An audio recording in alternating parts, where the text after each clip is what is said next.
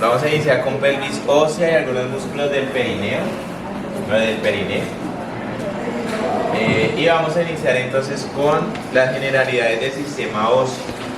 Habíamos hablado del sistema óseo, el cual está conformado por la columna vertebral en la parte posterior.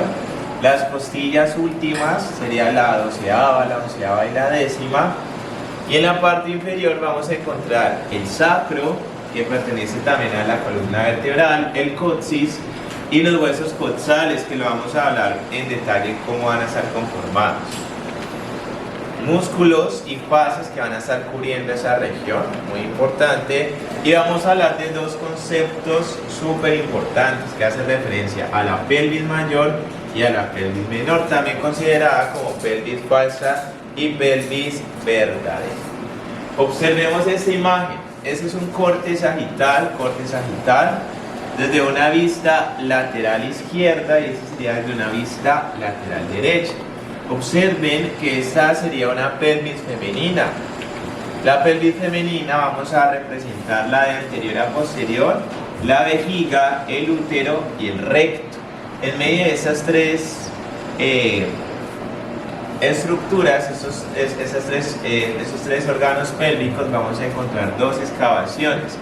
Una excavación llamada recto-uterina, que hace referencia entre el recto y el útero. Otra excavación llamada excavación vesicouterina entre la vejiga y el útero.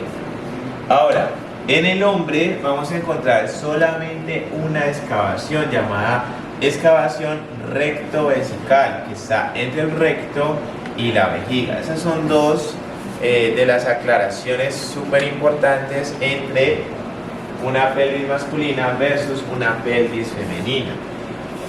Desde una cara externa y una cara interna vamos a representar el hueso coxal. Les recuerdo que el hueso coxal está conformado por tres huesos.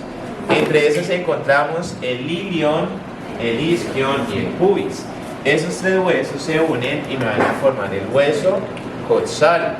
Finalmente, desde una cara externa o una cara lateral, vamos a encontrar una semiluna. Esa semiluna hace referencia al acetábulo. El acetábulo va a estar conformado en los 2/5 posteriores por el isquion, en los 2/5 superiores por el ilion y en el quinto por el pubis en su parte anterior. Vamos a recordar en detalle algunas estructuras del hueso coxal, algunas. ¿Por qué? Porque en la pelvis la vamos a representar de una mejor manera. Vamos a observar desde una cara lateral el ala del ilion, el cuerpo del ilion, un cuerpo y un cuerpo del pubis y del isquion. Miren que todos los huesos, independientemente del ilion, del pubis y el isquion, tienen cuerpo. Ahora, encontramos además unas ramas. Esta sería la rama del isquion y tenemos dos ramas en el pubis, la rama superior y la rama inferior como tal del hueso coxal. Desde una cara interna o una cara medial ya estaríamos observando la fosa ilíaca, que es donde va a estar originándose el músculo ilíaco, que ya lo habíamos representado en la anterior diapositiva, la tuberosidad del ilion y la cara auricular para el sacro. Miren esta línea arcuada, coloquen mucha atención a esa línea arcuada porque esa la vamos a utilizar más adelante para representar la abertura superior de la pelvis. Ese sería el pecten del pubis, esa sería la cara sinficiaria y ya esa región pertenece al isquio, que sería la espina isquiática y la tuberosidad isquiática. El hueso sacro ya lo habíamos hablado con el tema de las vértebras, sin embargo es necesario recordar que el hueso sacro tiene dos caras, tiene una cara pélvica, tiene una cara dorsal. En la cara pélvica encontramos unos forámenes sacros pélvicos y unos forámenes sacros dorsales. Además encontramos el promontorio, que va a ser ese reborde sobresaliente de la vértebra S1, y los procesos articulares superiores que finalmente se van a estar articulando con la vértebra lumbar L5. Desde una vista posterior vamos a encontrar los cuernos del sacro, los cuernos del coxis y el hueso del coxis, que finalmente son entre 4 a 3 huesos que se fusionan y me forman este hueso rudimentario llamado coxis. Esas serían las 3 crestas: la cresta sacra mediana, la cresta sacra intermedia y la cresta sacra lateral. Esas tres crestas hacen referencia a el proceso espinoso, los procesos articulares superiores y los procesos transversos respectivamente. En esa imagen ya estamos observando cómo se está articulando todos los huesos que me conforman la pelvis, el esqueleto de la pelvis. Va a estar conformado por los 2 huesos coxales y por el hueso sacro y coxis. Esos huesos se unen y me van a formar diferentes articulaciones, que algunas van a ser un poco más móviles que otras. ¿Cuáles son las estructuras que vamos a tener presente en la pelvis? Las espinas ilíacas anterosuperiores, anteroinferiores, la eminencia iliopúbica, que hace referencia a esta región, el pecten del pubis, y el tubérculo púbico. Esas son algunas de las referencias importantes para la pelvis, para la parte ósea. Ahora, yo les había dicho que hoy íbamos a describir 2 conceptos, que es pelvis mayor, pelvis menor. Pelvis mayor hace referencia a pelvis falsa y pelvis menor a pelvis verdadera. De esa manera la podemos también encontrar. Ahora, ¿cómo vamos a determinar de a dónde o cuál es el referente anatómico? Que yo puedo decir, desde aquí empieza la pelvis menor y desde aquí la pelvis mayor. La pelvis mayor inicia desde las crestas ilíacas específicamente hasta la abertura superior de la pelvis, que hace referencia a estas líneas de color verde, amarillo, rojo, morado, azul. ¿Cuáles son esas líneas y cómo van a estar determinadas en esa abertura superior de la pelvis?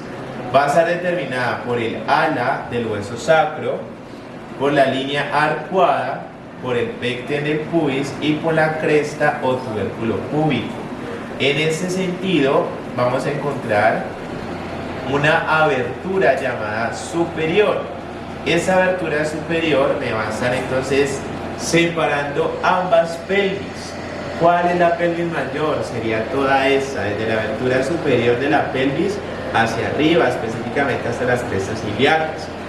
Y la pelvis menor está determinada desde la abertura superior hasta la abertura inferior de la pelvis, o sea, la que ya está un poco más interna. Observemos en esa imagen cómo nos representa la abertura superior desde una vista superior. Observen aquí, ese sería el ala o el borde anterior del ala del sacro, la línea arcuada, el pecten del pubis y el tubérculo púbico. Ahí nos están representando como tal esa línea que me va a estar dividiendo la pelvis menor de la pelvis mayor. Ahora, ¿cómo para efectos del parto, específicamente en las mujeres, es necesario identificar unos diámetros, unas medidas de esa abertura superior para determinar si la mujer puede tener un parto natural o necesita cesárea? Ahora, ¿cuáles son los diámetros o los centímetros que debe tener esa abertura superior? Vamos a encontrar 3 diámetros o 3 planos que van a estar determinados de manera imaginaria. Obviamente esto no lo vamos a encontrar así con líneas. En la realidad, esas son líneas imaginarias que se dan por planos. Entre esas encontramos el promonto suprapúbico, que va desde el promontorio hasta la región suprapúbica, en la sínfisis púbica, que debe medir aproximadamente 11 centímetros. Si esa medida es menor, la mujer no puede tener un parto normal, tiene que hacerse cesárea. Tenemos otro diámetro, otro plano que es imaginario, el cual va desde la articulación sacroiliaca hasta la espina isquiática. Este es el plano oblicuo. Ese plano oblicuo debe estar entre los 12 centímetros. Si es menor a esta medida, también se considera que es una pelvis que no es apta para un parto normal o natural.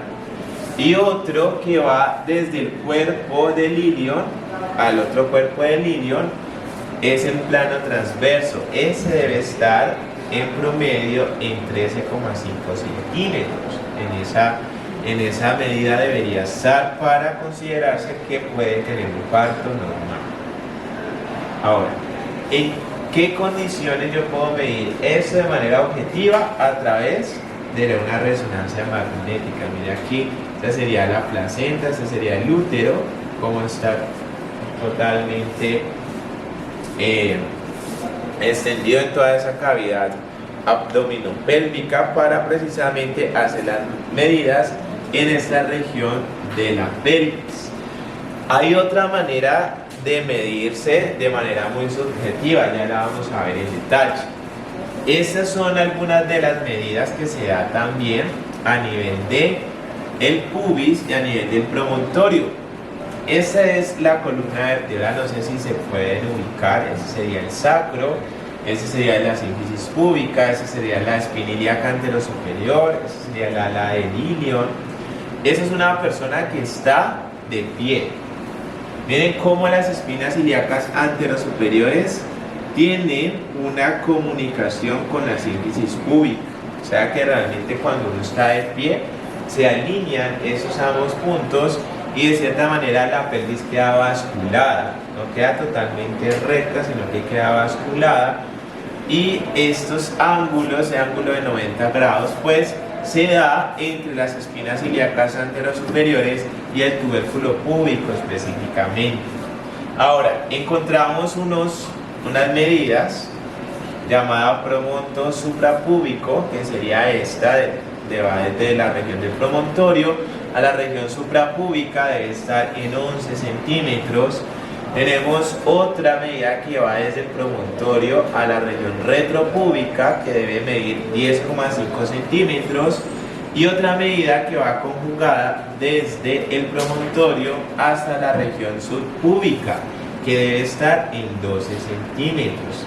Ese sería como tal el eje que debería estar en medio del promontorio y la región del pubis. Ahora, así como teníamos una abertura superior, tenemos una abertura inferior. Esa abertura inferior hace referencia a el arco del pubis, que van a estar alrededor de ambos huesos del pubis, la tuberosidad isquiática y el ligamento sacrotuberoso junto con el coxis.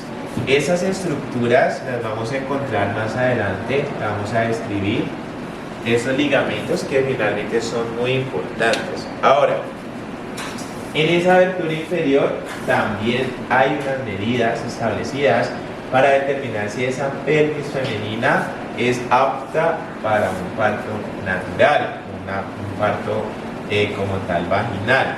Vamos a encontrar una medida llamada coxis subpúbica, que va entre el coxis y el pubis, la región subpúbica, debe medir aproximadamente entre 9 a 12 centímetros.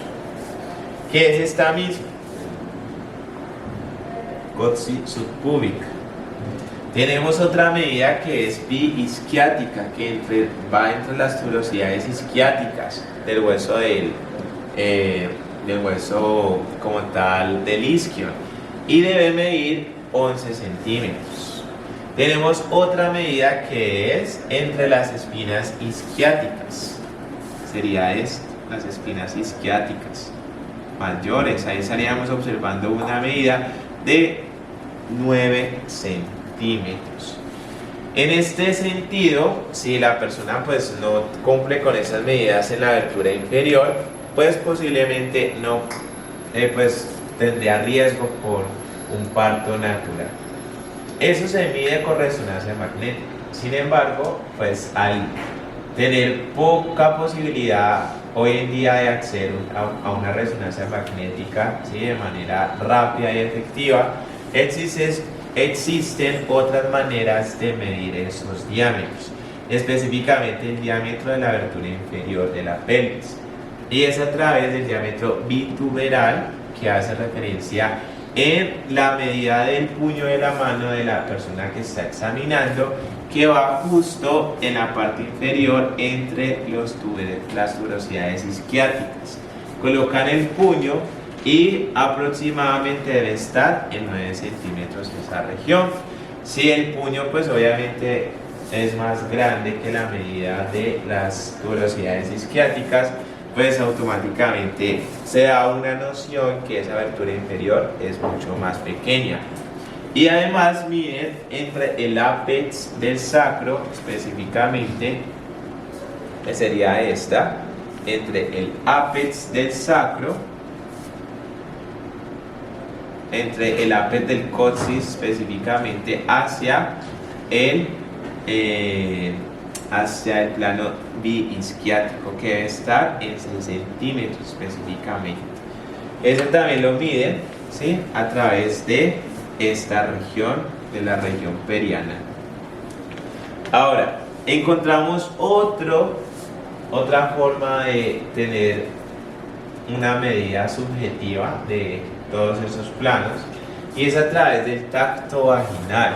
Miren, esa es una vista lateral derecha, sería la vejiga, ese sería el útero, ese sería el recto. Todo eso sería el canal vaginal, y se puede llegar a tener una medida muy subjetiva de cuánto está esa abertura ya superior, que va entre el pubis hasta el promontorio del hueso sacro. Normalmente hasta esa región va el tacto vaginal para identificar qué tanto tiene abertura, esa abertura superior, cómo está. Lo ideal es que se haga la resonancia, ¿no?, para poder medir de manera objetiva si no cumple con los diámetros y las medidas establecidas. Sin embargo, pues de manera urgente o un parto se tiene que hacer de esa manera muy subjetiva, medir y con el tacto vaginal. Existen 4 tipos de pelvis, entre esas encontramos la pelvis genicoidea. Cuando digo tipos de pelvis hago referencia a la forma de la abertura superior de la pelvis, ¿no?, a esta región, a esta región, a esta región. La abertura superior de la pelvis va a tener una forma circular, a esta le vamos a llamar pelvis genicoidea. Otra que se llama triangular, conocida como androidea. Elíptica, de forma elíptica, llamada antropoidea. Y ovoidea, que hace referencia a la platipeloidea. Esas diferentes, digamos, morfologías que tiene la pelvis puede variar entre hombres y mujeres. Vamos a observar que la pelvis antropoide y androide son las más frecuentes en los hombres. Estas son las más frecuentes. En las mujeres, las más frecuentes hacen referencia a la ginecoide y a la antropoide. Esas son las más frecuentes en mujeres. Y esta, que es la platipeloide, que es de forma ovoidea, es la menos frecuente, y eso está relacionado ya con la genética de cada persona, ¿sí? No es lo mismo, por ejemplo, una pelvis de una mujer asiática, por ejemplo, de una mujer del África. Son pelvis totalmente diferentes, ¿sí? Y eso tiene que ver mucho con el tema genético, ¿sí? Es de herencia ya genética que proviene de generación en generación. Y esa es la menos frecuente que se encuentra como tal a la hipótesis del tema de la teoría de la evolución. Ese Homo sapiens fue el que menos se desarrolló y el que menos se reproduce, por eso hay menos pelvis platipeloide. Interprete usted, ¿quién es quién? ¿Cuál es mujer y cuál es hombre? Según su mano izquierda, que sería esta. ¿Cuál sería, mujer o hombre? Mujer. ¿Por qué? ¿Por qué? ¿Cuál es la diferencia? ¿Por qué creen que es mujer? Por las crestas isquiáticas. Por las crestas isquiáticas, o sea, por esto. Espinas isquiáticas. ¿Por qué más? Pero ya, otra persona que me diga, que no sea la misma persona. Porque los huesos de la pelvis de las mujeres son mucho más delgados que la de los hombres. Sí, también, sí, se ve un poco más delgada. El ángulo del sacro, ¿no? La de las mujeres es de 90 grados Y la de los hombres de 60 grados, ¿no? El ángulo del pubis. Eso. Del pubis. ¿Listo? Sí, muy bien, excelente. Esas son algunas de las diferencias de una pelvis ósea femenina versus una pelvis ósea masculina. Observen las diferencias que hay, lo que ustedes me estaban refiriendo. Estructura generalmente la pelvis masculina es más gruesa, más pesada, en la mujer es más fina, más ligera. La pelvis mayor es más profunda en la masculina, es más delgada en la femenina. La pelvis menor es más estrecha y profunda en el hombre, mientras que en la mujer es más ancha, más delgada. La abertura superior en la pelvis masculina tiene forma de corazón y la literatura lo nombra por el tema del promontorio del hueso sacro. Es más pronunciado, entonces se da como ese giro del corazón, ahorita la vamos a ver. Y en la mujer es de forma redondeada y ovalada. La abertura inferior de la pelvis es relativamente más pequeña en el hombre, mientras que en la mujer es más grande, precisamente por el tema del parto. El arco del pubis, que me estaban ustedes refiriendo, el ángulo subpúbico, es en el hombre más estrecho, de 60 grados, mientras que en la mujer es más ancho, es de 90 grados. El foramen obturado en la pelvis masculina es redondo, mientras que en la mujer es ovalado. Y el acetábulo es mucho más grande en el hombre, mientras que en la mujer es más pequeño.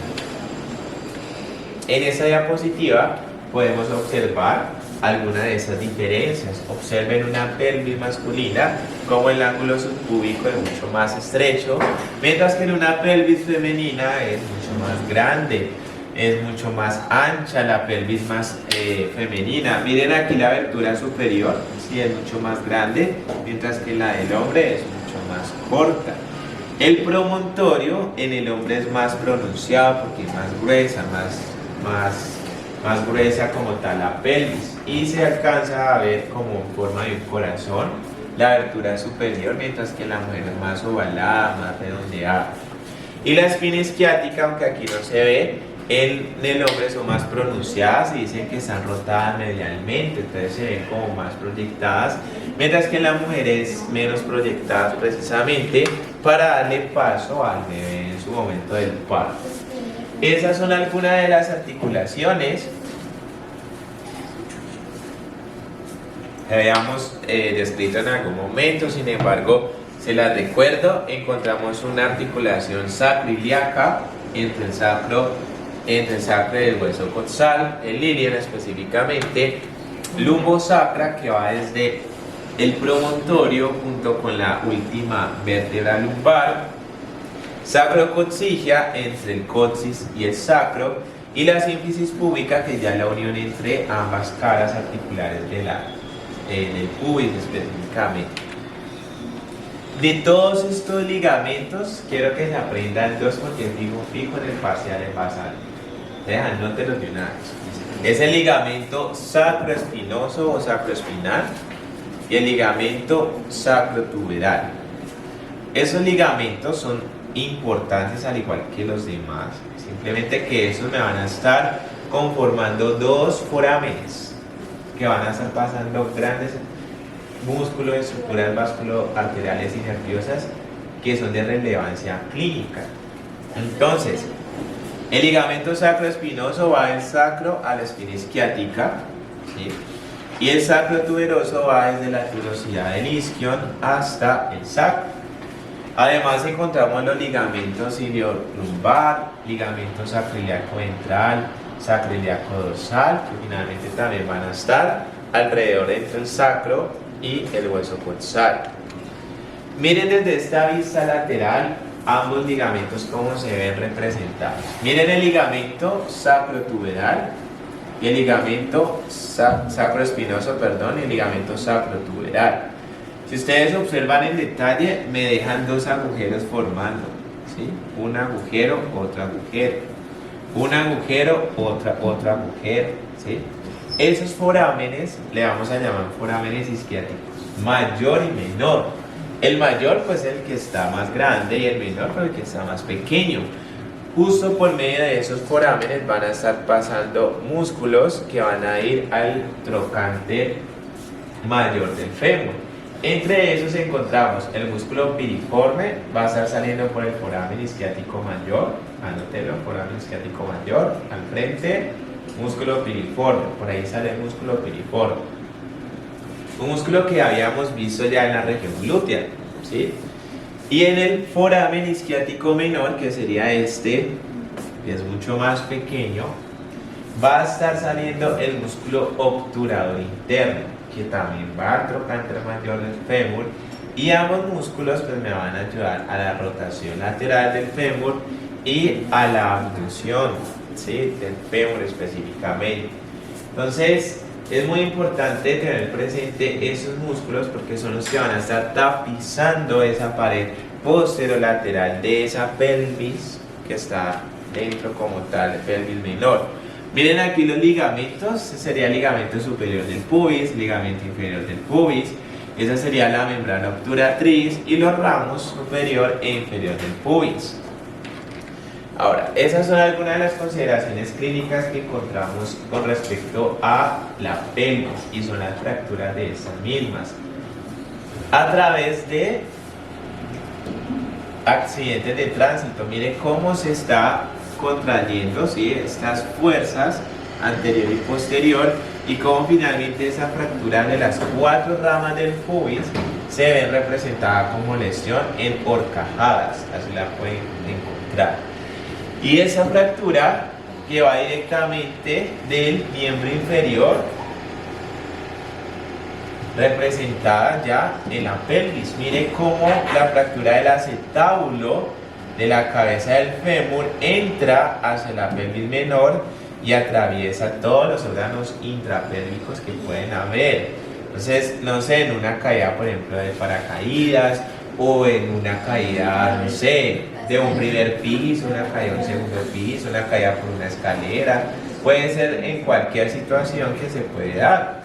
Y la fractura de pelvis está asociada a lesiones intrapélvicas. Se pueden estar lesionando órganos internos de la pelvis, como la vejiga, la próstata en el hombre, el recto, el útero en la mujer, ¿sí? Y en ese sentido, pues puede haber un sangrado masivo porque esa región está altamente vascularizada, entonces fácilmente puedo tener hematomas o puedo tener hemorragias internas que me pueden llevar a un shock hipovolémico específicamente, que es pérdida de sangre masivo, y eso me puede estar llevando a otras connotaciones más, mucho más importantes en la parte clínica. Vamos a hablar de un concepto llamado el perineo o el periné. ¿Qué es el perineo? ¿Qué es el periné? El perineo hace referencia a la parte más superficial que encontramos entre los órganos genitales, ya sea masculinos o femeninos, y la región anal. Esa es la parte más externa. El perineo va a estar representado en un rombo con unos triángulos en el centro. Va a estar determinado por el pubis, por el ano y por las tuberosidades isquiáticas. En ese ángulo púbico, en esas tuberosidades isquiáticas y en el ano específicamente, se va a unir estos 4 puntos y nos va a estar dando una forma geométrica de rombo. Ahora, esa región del perineo, si ustedes observan, en la mujer es mucho más grande, mucho más amplia, mientras que en el hombre es mucho más angosta, mucho más pequeña.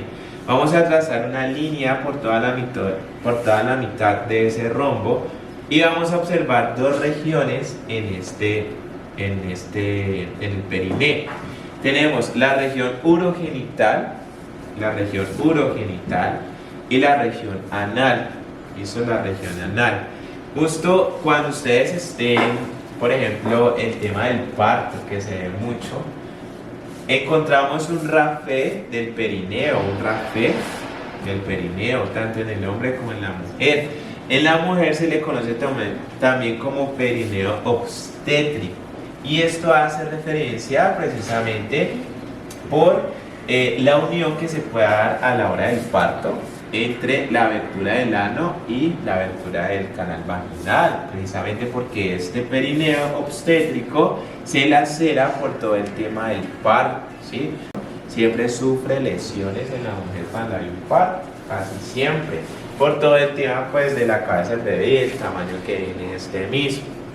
Si ustedes observan el rapé del perineo de la mujer es mucho más corto en comparación al rapé del perineo del hombre. Y eso pues es debido por todo el tema del parto en la mujer. Ya representamos la pelvis mayor, también conocida como pelvis falsa, ya representamos la pelvis menor, también conocida como pelvis verdadera, y ya representamos el periné, que es esa parte más superficial que encontramos en la parte externa entre el ano y los órganos urogenitales. En ese sentido vamos a hablar muy brevemente de los músculos que están tapizando internamente esa cavidad de la pelvis menor. ¿Cuáles son esos músculos? En esta imagen nos representa el sacro, este sería el sacro, este es el pubis. Y esa parte más inferior hace referencia a unos diafragmas que van a estar tapizados por músculos y membranas en esa región de la cavidad de la pelvis. La literatura nombra que la pelvis es como un puente, ¿sí?, cóncavo que va a estar dentro reposando los órganos intrapélvicos, entre esos el útero, el recto y la vejiga en la mujer, y en el hombre el recto y la vejiga. ¿Listo? Ahí estaríamos observando grandes vasos, arterias que van a estar también dentro como tal de este conjunto de órganos. También la literatura nos describe que muy por debajo de esa región de los músculos vamos a encontrar unas membranas y unos espacios que finalmente van a estar tapizadas de grasa y de tejido conectivo para funciones netamente fisiológicas de esa región. ¿Cuáles son las necesidades fisiológicas de la pelvis? ¿Por qué sistemas van a estar también pasando el abdomen hacia la región de la pelvis? El sistema digestivo, por ahí es donde finalmente va a pasar el bolo fecal para llegar al canal anal, por la pelvis. En el tema del parto en la mujer, sí o sí, tienen que tener una relación estrecha con la pelvis a la hora del parto, incluso en la cesárea, casi siempre se hace en la parte del hipogastro, ¿sí? Entonces también tienen esa parte de la pelvis. Y en las relaciones sexuales, en el coito como tal, también es una función fisiológica que se necesita de la pelvis, ya que finalmente esa región es de mucha estabilidad para procesos que se dan incluso desde el sistema digestivo hacia la región más externa de la pelvis. Esos son los músculos que encontramos en la región posterolateral y en la región central de la pelvis. ¿Cuáles eran los músculos que estábamos hablando de los forámenes isquiáticos mayor y menor? Si recuerdan, piriforme y obturador interno. Justo esos son los músculos posterolaterales de la pelvis. Y los músculos centrales hacen referencia al músculo elevador del ano, que es el que se va a subdividir ahora en 4 fibras musculares dependiendo su recorrido. Observen aquí el músculo obturador interno y observen el músculo piriforme desde una vista posterior de un miembro inferior derecho.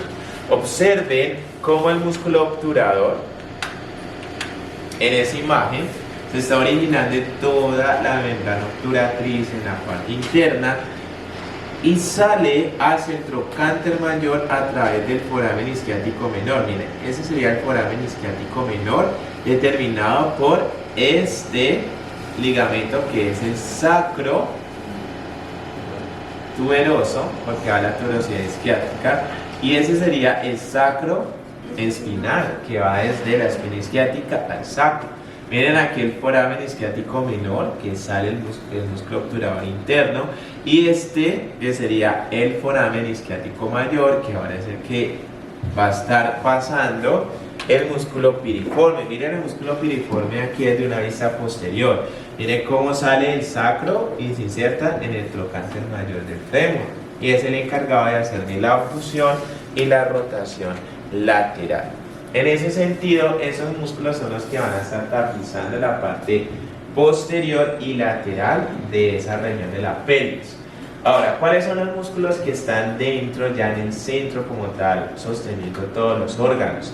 Es el músculo elevador del ano y el músculo coxígeo. Ya lo vamos a ver en detalle. Encontramos el músculo transverso profundo del periné y el esfínter de la uretra, que hace también parte de ese diafragma que va a estar tapizando esa región de la pelvis menor, y los músculos asociados que ya van a estar en la superficie en los órganos genitales, que es el transverso superficial del perineo, el bulbo esponjoso y el isquio cavernoso. Vamos entonces a entrar en detalle en estos músculos que encontramos en estos niveles de la pelvis. Miren, el músculo del plano profundo va a ser el músculo elevador del ano y el músculo coxígeo, que sería esta región de aquí. Vamos a encontrar en el centro el plano medio, que es el diafragma urogenital, que va a estar asociado a la uretra y al músculo transverso superficial del periné. Y el plano superficial ya están asociados a los genitales, que es el isquio cavernoso y el isquio cavernoso y el isquio coxígeo. ¿Listo? Ahí va a estar como tal esa región más superficial. Esos son los 4 músculos que se van a subdividir el elevador del ano: el pubo vaginal o elevador de la próstata, el pubo rectal, el pubo coxígeo, el iliocoxígeo y el coxígeo, que ya pertenece a otro músculo en esa región central de los músculos. Vamos a verlo en detalle en esa imagen. Miren, esa sería una imagen de una pelvis femenina, una pelvis masculina. Observen, ese sería el pubo vaginal, el elevador de la próstata, el pubo coxígeo, el iliocoxígeo, el coxígeo, y miren aquí el piriforme y el obturador interno. Esa sería una vista superior de una pelvis, de superior a inferior, en la abertura superior que ya está comunicando la pelvis menor.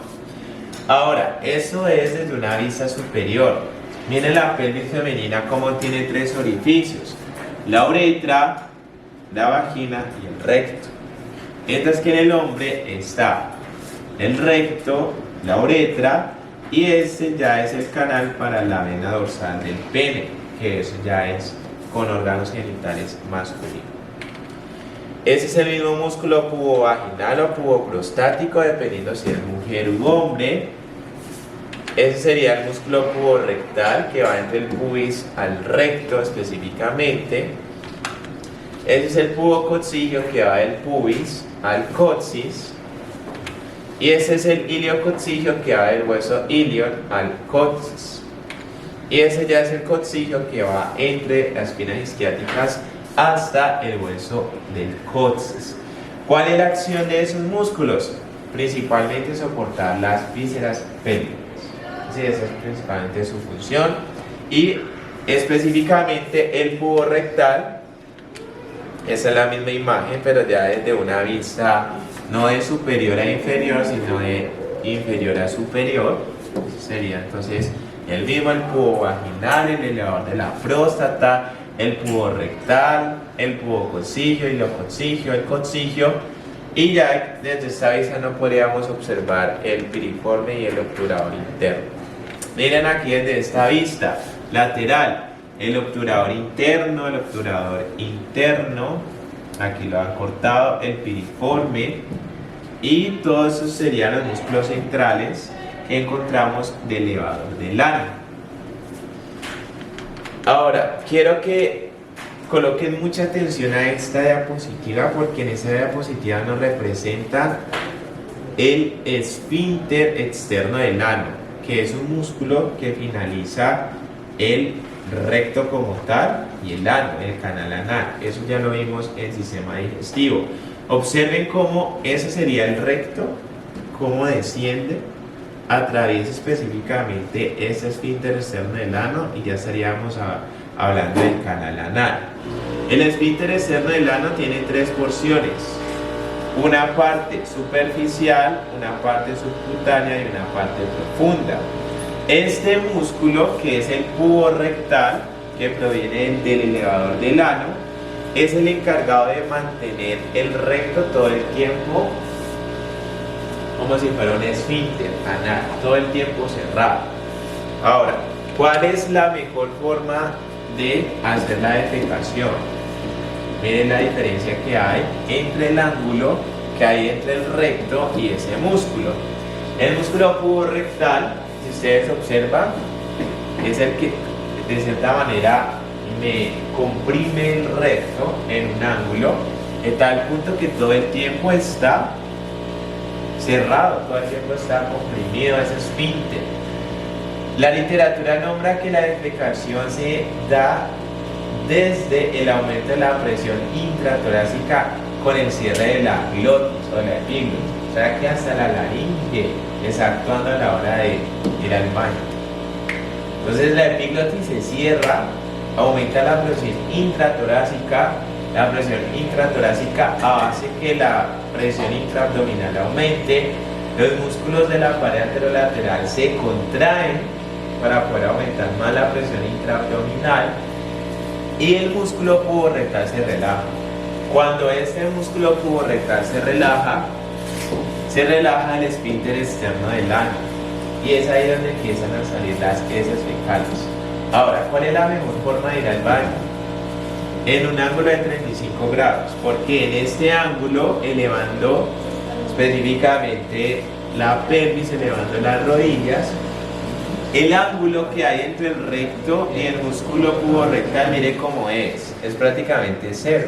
O sea que en esa posición incluso se da una mejor defecación que en esta. ¿Sí? Entonces, esa es una también de las consideraciones a tener presente. Los otros músculos, que es el transverso profundo del perineo, el esfínter de la uretra, el transverso superficial del perineo, el bulbo esponjoso e isquiocavernoso, ya pertenecen a planos un poco más externos, el cual se estaría observando en las siguientes imágenes. Miren aquí el diafragma urogenital, ¿sí? Ese sería el centro tendinoso del perineo. Aquí estaríamos observando recto, canal anal, próstata, uretra en el hombre, vejiga, y en las mujeres estaríamos observando uretra, vejiga, útero, recto y canal anal. Justo en esta región estaríamos hablando del centro tendinoso del perineo y en esa región el diafragma urogenital. Ahora, ¿qué vamos a encontrar en el diafragma urogenital? El músculo transverso profundo del perineo y el esfínter externo de la uretra. Por ejemplo, este músculo, esfínter externo de la uretra, es el que mantiene todo el tiempo la uretra también cerrada. Por ejemplo, cuando tenemos ganas de ir al baño, orinar y no podemos por X o Y motivo, este músculo es el que está todo el tiempo comprimiendo para que el orine no salga. Y ese pertenece al plano medio llamado diafragma urogenital. El transverso profundo del perineo es el que está un poco más, ¿sí?, cercano a esa región de la uretra y de la vagina, que de cierta manera también me tapiza esa región. Y esos serían los músculos esfínter externo de la uretra y el transverso profundo del perineo, que va a estar en ese plano urogenital. Y esos que son los músculos más superficiales, esos están asociados a los genitales. ¿Cuáles son esos músculos? El isquiocavernoso, que está tanto en la mujer como en el hombre, y los bulboesponjosos, que ya están en la parte más central, tanto en el hombre como en la mujer. Ya ese sería el transverso superficial del peritoneo, y ese sería el centro tendinoso del perineo, que finalmente convergen en esa región. Eso sería como tal parte de la región muscular. Esos serían los fibritas del transverso superficial del perineo, que finalmente me ayuda a soportar y asegurar el cuerpo perineal en el hombre. El isquiocavernoso, que me ayuda a mantener la erección en el pene, comprimiendo el drenaje venoso. Y el bulbo esponjoso, que me asegura el cuerpo perineal, también asiste a la erección y a expulsar las gotas finales de la orina y el semen de la uretra. Ya vamos a ver un poco en detalle cómo se da el tema del espermatozoide. Esos serían los músculos del perineo, pero ya desde un corte coronal. Ese sería el diafragma urogenital. Ese sería el espacio superficial del perineo. Eso sería ya el diafragma de los músculos superficiales en relación a los órganos genitales, como es el isquio cavernoso y el bulbo esponjoso, tanto en una pelvis masculina como una pelvis femenina. Listo, chicos, hemos finalizado con músculos de la región de la pelvis.